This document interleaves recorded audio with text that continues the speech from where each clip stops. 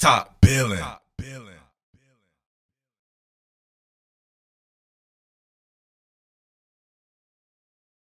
All right, Top Billin, if you don't think the Georgia Bulldogs can win the national title again next season, then you're simply wishfully thinking. Come on, man.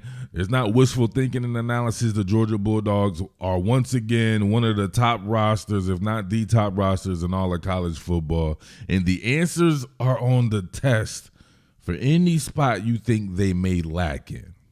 Let that sink in right there. The answers are already on the test, as a teacher once told me as a child. Now, your man Carson Beck here, I would consider him the leader in the clubhouse to replace that man, Stetson Bennett, right? Replacing Stetson Bennett, he's already had a few throws, right? Not a lot of throws, right? I believe like 50 total throws or something like that.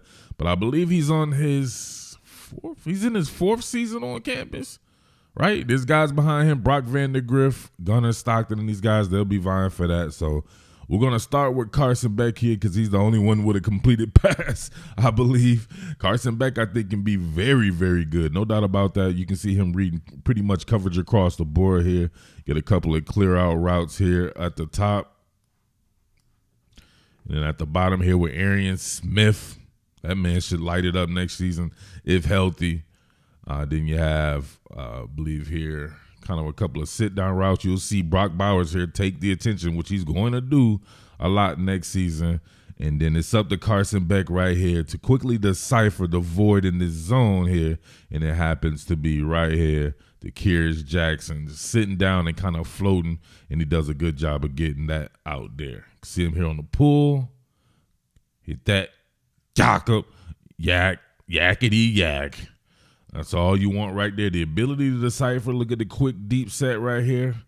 Carson Beck, we can't really see how the hand breaks away from the ball. I can see maybe a little low there on the placement of the ball as far as holding it close to the vest there. A little bit narrower base width. He wants to drive off of that. You can see the turnaround classic over the top motion here. Ooh, I like that. A whip it style motion. Real quick. Just kind of cocks and fires at the elbow, real compact motion there. Hits the void right there and allows Kears Jackson to get upfield. Going to have Bowers clearing it out right here. Going to have in-breaking route, slant route here by Arian Smith. Going to have double ends right here. Two slants going on by Dominic Blaylock. And then you'll have Dylan Bell coming back behind that. You see that man working top side, training really quickly and taking the path of least resistance. We go on the pull. Check this out. Oh, look at the product placement, the rhythm and timing aspect of this. Now, we don't know what's going to go on with Georgia's offensive coordinator, at least at the time of me publishing this right here. That could be a bit of a sticking point because continuity is always king. But you would think a cat like Coach Smart is going to have a ton of continuity in whomever he would decide to go to if Todd Monken does leave the University of Georgia there. So see him right here on the pull. He could have hit Dominic Blaylock right here, had a safety drive on that, but using Blaylock as kind of a buffer and then cycling behind him gives it a little bit more space for Bell here to almost be able to get this in stride and break a tackle. Good tackle there by the cornerback, but moves the chains. I believe Carson Beck has the ability to decipher on the fly very well here. You have Jackson Meeks kind of clearing it out here as well. But listen, if they run your concept like a layered onion, it's always best to take the path of least resistance. You get an angle route coming right behind that by Dejon Edwards. He cycles through that extremely quick and gets the ball to Dejon Edwards, catching them in man coverage. And you can see the results here on the pull. Look at that.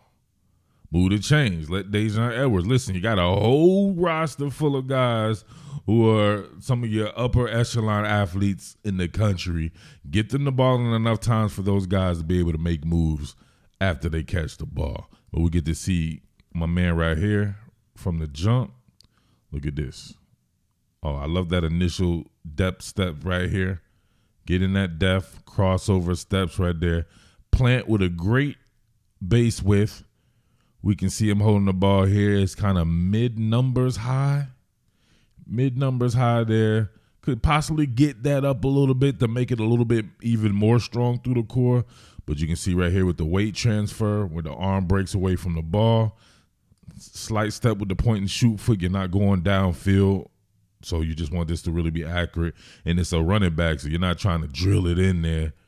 Or you can see right here, look at how he brings it up, right? Brings it up from the elbow, turns it over, and then cocks from the elbow, making it a super whip it quick motion. Look, see? That's some of the stuff people out there aren't looking at, right? You got these wind-up motions that begin to telegraph a little bit. Even though every motion, even a wind-up motion is still relatively quick in the grand scheme of things, having something that's, even if it's a millisecond faster, right, makes a world of difference in the game of football. If we're talking about a game of inches or a game of split-second time or whatever you can think of in that manner, it does make a difference there. It looks convoluted right here, but they're technically still only sending 4. You get a linebacker dropping right here in the depth, but he doesn't get enough depth to be able to corral this seam route here or this bang 8 by your man Kearse Jackson to go with this cover 2 here, right? Got a 2 deep shell, so you know what's going to be the best path for that. It's going to be something right up the seam, and that's exactly what Carson Beck delivers here. Front facing play action fake. Jakob. Look at that. Front-facing play-action fake on the pull. I love the mechanics of this guy, right? The lower body mechanics. The hand placement right there. Like I said before, it could be a little bit higher. If somebody was to come and rake down on that when it's that low, you better have some super strong-ass hands. But if it's up a little bit higher, you get your biceps involved more in it, and it's a little bit better for you there. But see right here, look at that. Everything textbook. Absolutely textbook. Not bringing it down and around. Look at that. Then kind of, let me see about that. As far as the over the top, yeah, I would consider that over the top now that I look at it. Definitely over the top right there. But not enough depth by the linebacker there. Shoots that past him. Kearse Jackson getting him some work. Love the setup of this swing pass here. You get the H-back here, tight end, former Georgia player right here, Eric Gilbert. First thing smoking out here to create that kind of a wedge. You get Oscar Delp here is going to be heavily involved in Georgia's offense as well. You can see what they're trying to create right here. Marcus Rosemary-Jackson back for another year, right? A lot of experience going to be going on out there for your man, whomever the quarterback is, right? I assume it's going to be Carson Beck, but you just never know out there. But you can see right here, working this, all you got to do is just be accurate, get it to their hands. See, that's what I like right there, right? If you're throwing something as simple as this, right, keep it simple, stupid. Don't be throwing and having that man having to do a pirouette, having him spin like a dreidel and all that right there. Just get it to him the way he's able to keep his eyes upfield and run. You can see it's Georgia, so everyone's getting in on the block in there. Good job by Gilbert here. You can see that alley start to form, and all Milton has to do is take it to the house, right? Rack him. So there you have it. I don't have many throws on him of significance, if any at all. You're not bombs away in a damn blowout. So keep that in mind. You know what the haters going to do. Haters going to do what they do, so it's all good there. But just being able to get familiar with his mechanics and everything like that. Obviously, we'll have a lot more during the spring. When the spring game hits, being able to see him work full scan progressions, push the ball down the field and all that good stuff. We can add that in there. But you can see, man, that man's going to have a whole bunch of dope-ass targets to throw to. Offensive line should be dope. Running back core with Kendall Milton back, Dejon Edwards, Branson Robinson.